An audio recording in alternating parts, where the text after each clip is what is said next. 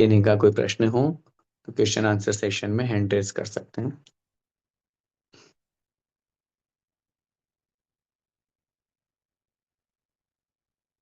हाँ, विकास जी गोदा।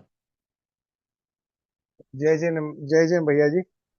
भैया जय जी, आप जिनेन्द्र। आज गीजर का पानी का छानने के बारे में बताए।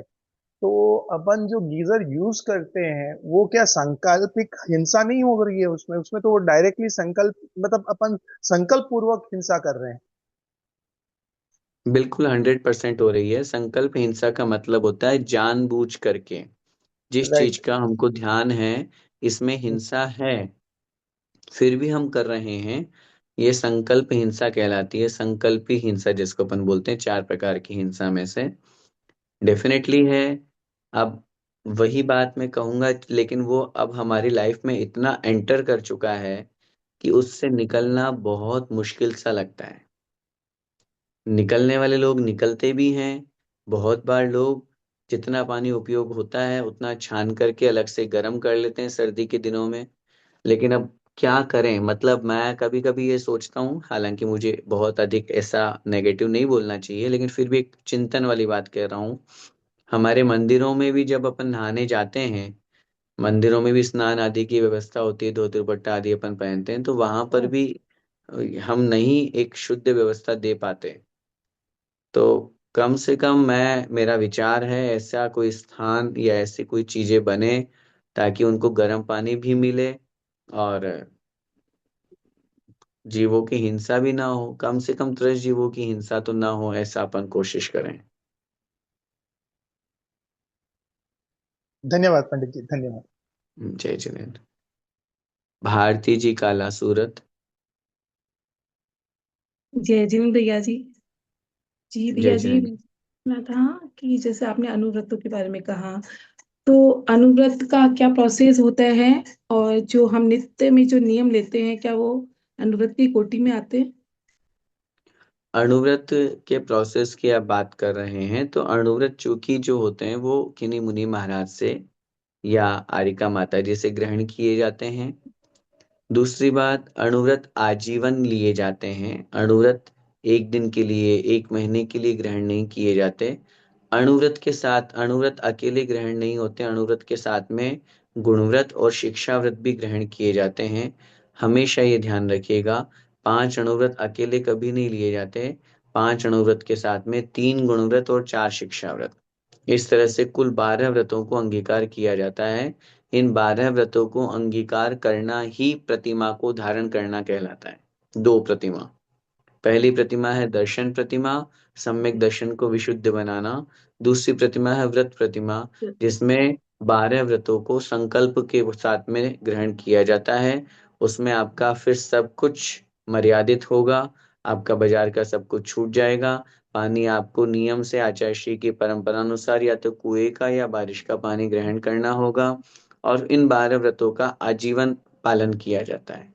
तो इसलिए आजीवन ये व्रत अणुव्रत या महाव्रत हुआ करते हैं। प्रतिदिन के नियमों में इनको ग्रहण नहीं किया जाता है।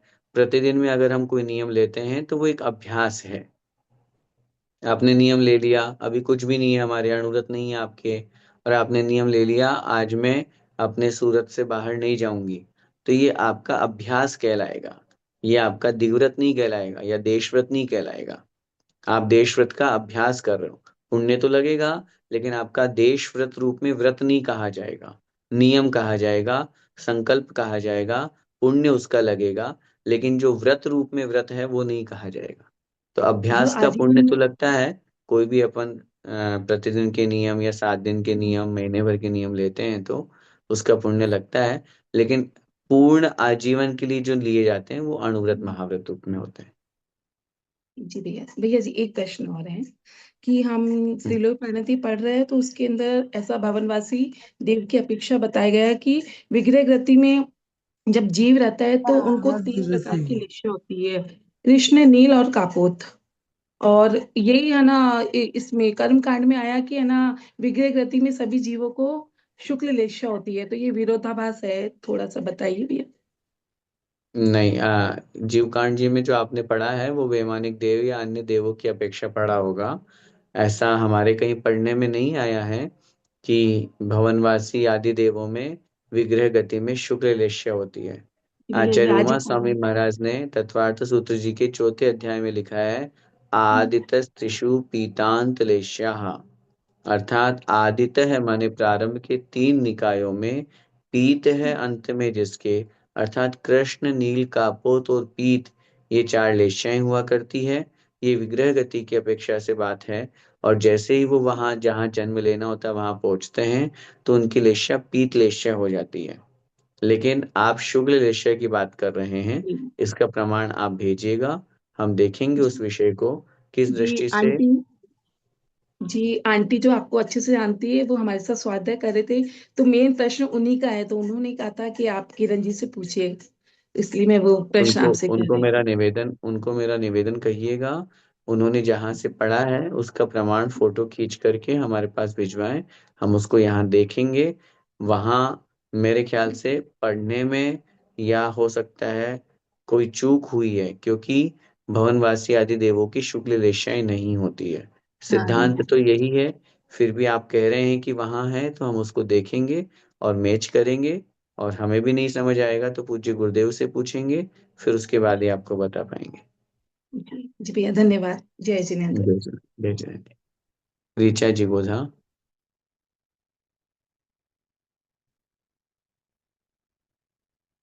जय किरण भैया जी। जय जिनेन्द्र भी। मेरे दो तीन प्रश्न हैं। पहला प्रश्न तो है कि जब हम लोग मतलब शांति धारा करते हैं, अभिषेक शांति धारा करते हैं, जो कलश होता है उसमें कभी कहीं कहीं देखने में आता है कि नारियल रखा जाता है, श्रीफल रखा जाता है, कहीं कहीं नहीं देखने में आता, तो इसके पीछे क्या तथ्य है और ये क्या रखना जरूरी है? देखिए, कुछ चीजें ऐसी होती है जो शास्त्रों में नहीं होती है लेकिन हमारी परंपरा रूप में बन जाती है। शांति धारा के समय झाड़ी के ऊपर श्रीफल रखना या नहीं रखना, ये एक विकल्प है। अगर हमारी परंपरा या हमारा मन श्रीफल रखने में मानता है तो हमें रख लेना चाहिए। हमें लगता है नहीं श्रीफल रखने से विकल्प होगा, तो हमें रखने की आवश्यकता नहीं है। मैं हमेशा ये एक पॉइंट की बात कर रहा हूँ, हमें वो साधना, वो भक्ति, वो स्तुति करनी चाहिए जो विकल्पों से दूर करे। जिस भक्ति, स्तुति, शांति धारा, पूजा पाठ में हमें विकल्प हो, वो काम ही क्यों करना। मैं मानता हूँ सामान्य रूप से हमारी परंपरा में पूज्य गुरुदेव सुधा सागर जी महाराज, पूज्य मुनिश्री प्रमाण सागर जी महाराज, आचार्य श्री या कोई भी, हम लोग सब एक रूप में ये मानते हैं कि हाँ, झाड़ी के ऊपर श्रीफल रखा जाता है। आजकल बहुत सी झाड़ियां ऐसी बनने लग गई है, जैसे चांदी की झाड़ी आप बनवाते हो, सोने की झाड़ी बनवाते हो, तो उसके ऊपर ही श्रीफल के आकार का वो उसका केप हो जाता है, केप जिसको मतलब ऊपर का ढक्कन जो होता है। तो वहां फिर आवश्यकता नहीं होती रखने की। लेकिन जो ओपन जारी होती है उनमें अपन एक श्रीफल रखते हैं, ये एक उसके मंगल का प्रतीक है, इस दृष्टि से उसको रखा जाता है। बाकी इसके पीछे कोई लॉजिक नहीं है। और हो तो मुझे ध्यान नहीं है कि नहीं, गुरुदेव से अपन को पूछना होगा। बाकी मैं आपको इसके क्वेश्चन के आंसर में यही कहूंगा कि आपका या कोई भी व्यक्ति जहाँ जो परंपरा चल रही है वो ठीक है, नहीं तो जहां जिसमें आपका मन विकल्पों से दूर होकर के शांति धारा करे, वैसा अपन को कर लेना चाहिए। अच्छा। और मेरा दूसरा प्रश्न है कि आज जो हमारा टॉपिक हुआ है परिमाण, वो परिग्रह परिमाण, उससे रिलेटेड है कि जैसे देखने में आता है कि जब मंदिर, जैसे हम मंदिर जाए तो कई सारी लेडीज की थिंकिंग ऐसी देखने को मिली कि भाई हमारा तो 100 साड़ी का नियम है मंदिर में, हमारा तो 70 साड़ी का नियम है मंदिर में। तो जैसे कोई कोई बोलता है कि भाई मंदिर आप दर्शन भक्ति के लिए जाते हो कि किस लिए जाते हो? और कोई जैसे मतलब ऐसा सुनने में आया कि हम भगवान की भक्ति करते हैं तो हम तो अपने पास बहुत अच्छे अच्छे सामान लेते हैं खुद के लिए, तो भगवान के लिए भी वैसे ही करना चाहिए कि अच्छे अच्छे आप नए नए बैग लाओ, अच्छे अच्छे सुंदर सुंदर वो डब्बियाँ लाओ। और मतलब जिसका बहुत अच्छा है कैपेसिटी तो वो तो ठीक है, लेकिन जिसका नहीं होता फिर भी नहीं, हमको तो चांदी के बर्तन में ही करना चाहिए। तो उसके पीछे तो ये सही है कि थोड़ा कंफ्यूजन होता है? देखिए, मतलब सबसे पहली स्वाध्याय बात तो, जरूरी है मंदिर में कि ये सब भी आवश्यक होता है? समझ गया मैं। सबसे पहली बात तो 100 साड़ियों या 70 साड़ियों की बात, मंदिर की हमारी 100 साड़ियां हैं, ये मैं इसको एग्री नहीं करता हूँ। अगर हम पूरे ऑल टोटल 100 साड़ी बोलें या ऑल टोटल 200 साड़ी बोलें तो कुछ समझ में भी आता है। लेकिन मंदिर की 100 साड़ी या मंदिर की 70 साड़ी तो कभी ऐसा नहीं होना चाहिए। इतना ज्यादा परिग्रह की मैं सोचता हूँ आवश्यकता नहीं है। रही बात मंदिर में अच्छी सामग्री, अच्छे बेग या अच्छे बर्तन, चांदी के, सोने के, ये होने में हम इसको मानते हैं, परिग्रह की कोटि में आएगा, परिग्रह हमारा ही कहलाएगा क्योंकि स्वामित्व हमारा ही है। लेकिन ये चीज वहां लागू होगी जहां हम अपने घरों में तो इन सब चीजों का उपयोग कर रहे हो और मंदिर में नहीं कर रहे हो। हम दिखाने के लिए नहीं लेकर के आ रहे हैं, लेकिन हमारे पुण्य के उदय से हमारे घर में संपन्नता है, चांदी के हमारे ग्लास बर्तन हैं, हम उनमें भोजन करते हैं। और मंदिर में जब जाते हैं तो अपन को अरे यहाँ तो स्टील के बर्तन है, पीतल के बर्तन है। तो वहां भाव आएगा कि नहीं, जब मैं मंदिर में भगवान की पूजा कर रहा हूँ, जब मेरी थाली ही चांदी की है, तो कम से कम भगवान की थाली तो चांदी की हो, सोने की हो। तो ये उत्कृष्ट भाव जो उस जीव के या उस व्यक्ति के मन में आया, ये भगवान की भक्ति के आधार पे है। और डेफिनेटली हमारी जो आधार होता है, जो बेस होता है, जिसमें हम सामग्री रखते हैं, उसका भी बहुत बड़ा इफेक्ट होता है। ऐसे ही ये चांदी की झारी या ऐसे ही सोने की झारी का वर्णन शास्त्रों में नहीं लिखा। अपन पढ़ते हैं, बोलते हैं कनक झारी में जल लेकर आया, तो ये हेमपात्र धारे के सो आपको चढ़ाइए। तो क्यों हम सोने की थाली लेकर के आ रहे हैं, सोने का दीप, कपूर की बाती। तो ये बोलने से हमारे अंदर तद्रूप परिणाम भी होते हैं, हमारे अंदर उत्कृष्ट भाव भी आता है। हम सामने टूटे फूटे बर्तन में पूजा करें, हाँ, ठोना इधर उधर से लुढ़क रहा है, टूटा हुआ है, या उसमें कहीं इस तरह के बर्तन अच्छे नहीं दिख रहे हैं। पीतल के बर्तनों में बहुत बार होता है कि उसमें कलर हो जाते हैं, वो काले पड़ जाते हैं, दाग लग जाते हैं, धब्बे लग जाते हैं, तो मन नहीं करता है। और अब आप सोने की चमचमाती थाली में पूजन करोगे तो कितना आनंद आएगा। मैं मानता हूं कि उसको सुरक्षा का भी भाव आएगा, परिग्रह का भी भाव आएगा, लेकिन भगवान की भक्ति में कहीं ना कहीं हमारे परिणामों में भी अंतर आएगा। आचार्य उमा स्वामी महाराज ने तत्वार्थ सूत्र जी की 6 अध्याय में लिखा है, तीव्र मंद ज्ञाता ज्ञात भावाधिकरण वीर्य विशेषेभ्य तद विशेष। जो आधार है, ये तीव्र, मंद, ज्ञात, अज्ञात, अधिकरण, विशेष, वीर्य विशेष। तो अधिकरण माने आधार, बेस, तो उसका बहुत बड़ा इफेक्ट पड़ता है। इसलिए डेफिनेटली मैं ये कहूंगा, जिन लोगों के घरों में नहीं है उन्हें कोई कंपटीशन करने की जरूरत नहीं है। लेकिन अगर समृद्धता है, संपन्नता है, तो पहले भगवान के लिए आना चाहिए, उसके बाद फिर अपने लिए आए। लेकिन जो आजकल थोड़ा सा देखा जा रहा है, मैं सबके लिए तो नहीं कहूंगा, जो आजकल थोड़ा सा देखा जा रहा है, दिखाने के लिए हम ये सब करने लग गए। जो अभी आपने एक बेग का एग्जांपल दिया कि हम अलग अलग बेग लेकर के चलेंगे। अ, आजकल तो मैंने एक जगह देखा, संडे मंडे ट्यूसडे के भी अलग अलग बेग होते हैं। संडे को ये वाला लेके जाऊंगी, मंडे को ये लेके जाऊंगी।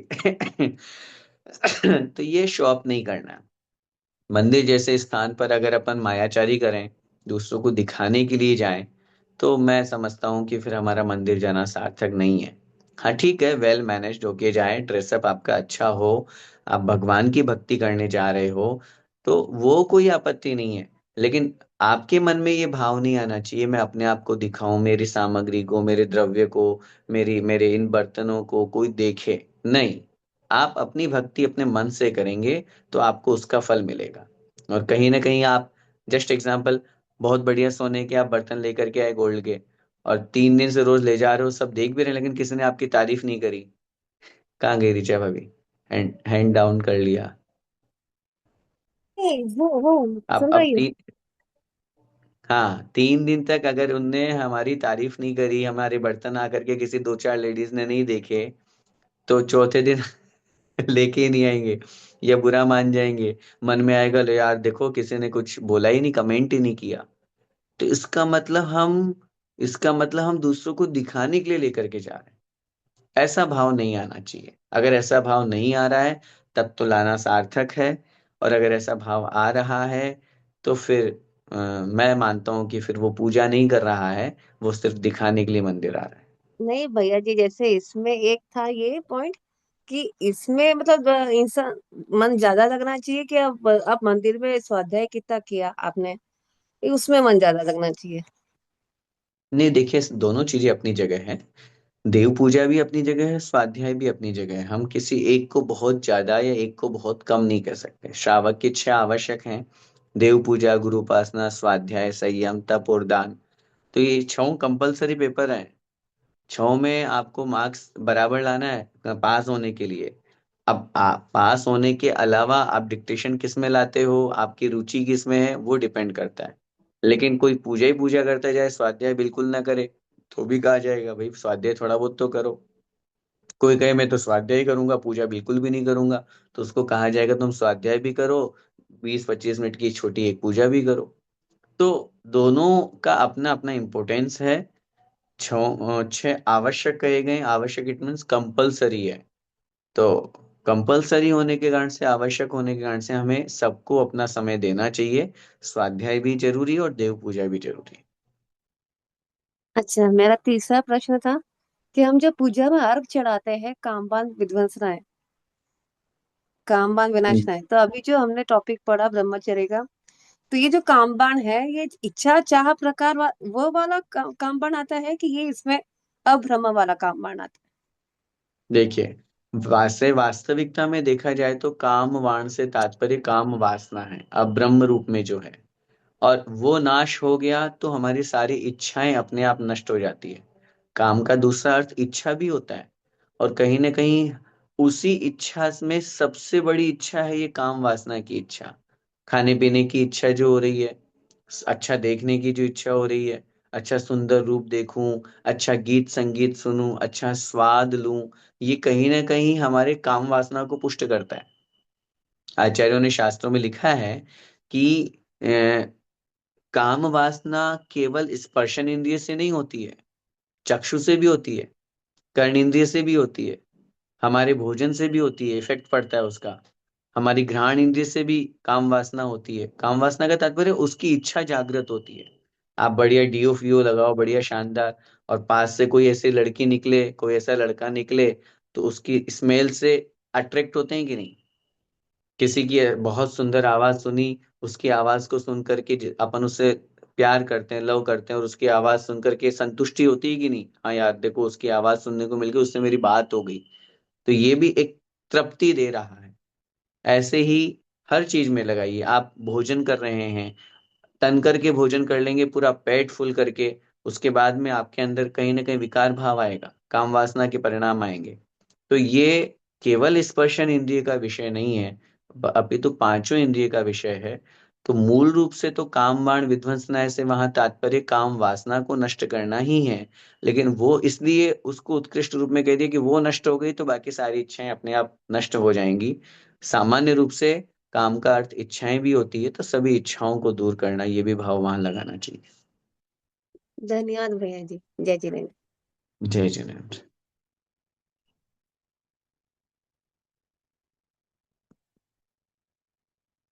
आइए जिनवाणी स्तुति करते हैं।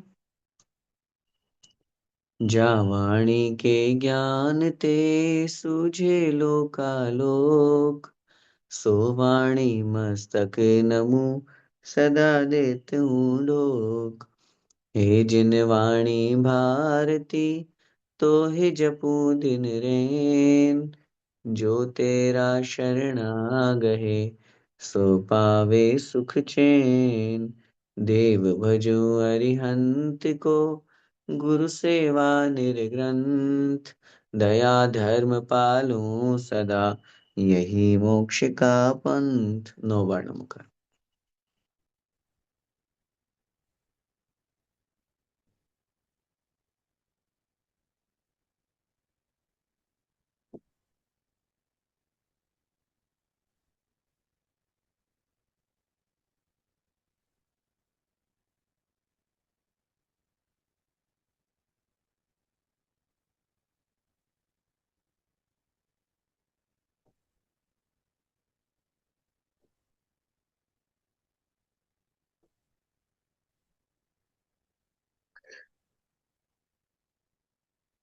बोले द्वादशांग में चिन्वाणी माता की जय। जय। जय जय। संत शिरोमणि आचार्य भगवंत एक श्री विद्यासागर जी महामुनि राज की जय। जय। जय। परम पूज्य गुरुदेव आचार्य भगवान समय सागर जी महाराज की जय। जय। परम पूज्य गुरुदेव निर्यापक श्रमण मुनि पुंगव श्री सुधा सागर जी महाराज की जय। जय।